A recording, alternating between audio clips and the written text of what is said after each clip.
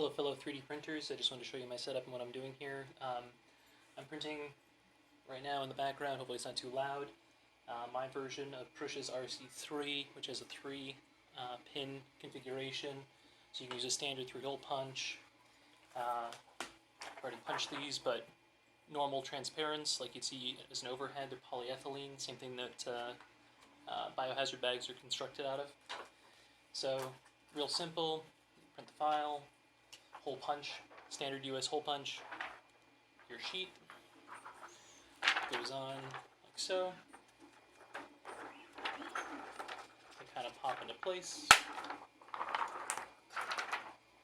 The third one's always the hardest, but once you hear it pop, you're good to go.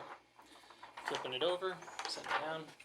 Got a couple rubber bands. If I had longer ones, it'd be better, but just taking 2 of them, threading them through one another here, and then pulling it tight. So making 1 longer rubber band out of 2.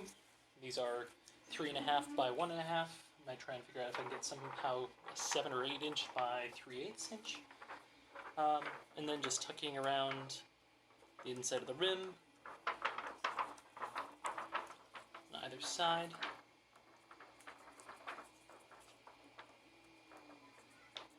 And then just kind of pulling on taut, so they're not going to pop off.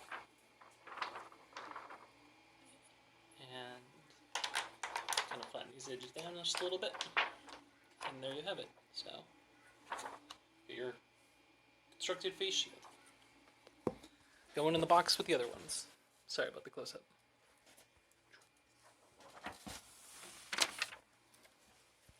Good luck. Thank you.